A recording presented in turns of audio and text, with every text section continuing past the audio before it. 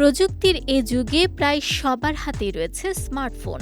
নতুন মডেল বাজারে এলেই অনেকেই আগের ফোনটি সরিয়ে রাখেন আলমারির ড্রয়ে কিংবা ঘরের কোনো কোণে। তবে বিশেষজ্ঞরা বলছেন, নীরবে পড়ে থাকা এই ডিভাইসই কখনো কখনো হয়ে উঠতে পারে অপ্রত্যাশিত বিপদের কারণ। পুরনো স্মার্টফোনের ক্ষতিগ্রস্ত ব্যাটারি থেকে আগুন লাগা কিংবা বিস্ফোরণের মতো ঘটনাও ঘটতে পারে, যা অনেকেই ভাবতেও পারেন না।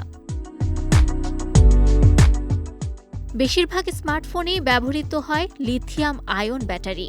ফোন ব্যবহার না করলেও ব্যাটারির ভেতরে ধীরে ধীরে রাসায়নিক পরিবর্তন চলতে থাকে। সময়ের সঙ্গে সঙ্গে ব্যাটারি দুর্বল হয়ে ফুলে যেতে পারে কিংবা ক্ষতিগ্রস্ত হতে পারে। এমন অবস্থায় ফোনটি যদি গরম পরিবেশে রাখা হয়, তাহলে শর্ট সার্কিট বা বিস্ফোরণের ঝুঁকি তৈরি হতে পারে। অনেক সময় দেখা যায়, দীর্ঘদিন বন্ধ থাকা ফোন হঠাৎ চার্জে লাগালে ব্যাটারি অস্বাভাবিকভাবে গরম হয়ে ওঠে। এতে আগুন লাগা বা বিস্ফোরণের আশঙ্কাও তৈরি হয়। আবার কেউ কেউ পুরনো ফোন চার্জার সহ প্লাগে লাগিয়ে রাখেন কিংবা ব্যাটারি পুরোপুরি শেষ হয়ে যাওয়ার পর মাসের পর মাস ব্যবহার করেন না। এসব অভ্যাস দুর্ঘটনার ঝুঁকি আরও বাড়িয়ে দেয়।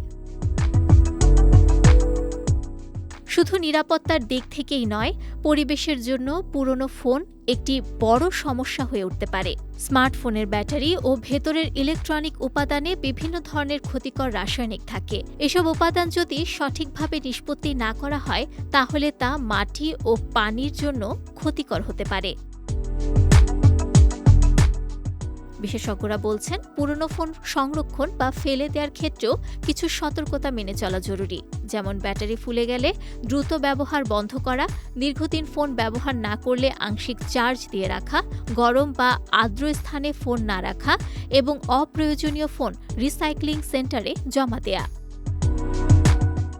নুসরাত আহমেদ, বিজয় টিভি, নিউজ ডেস্ক।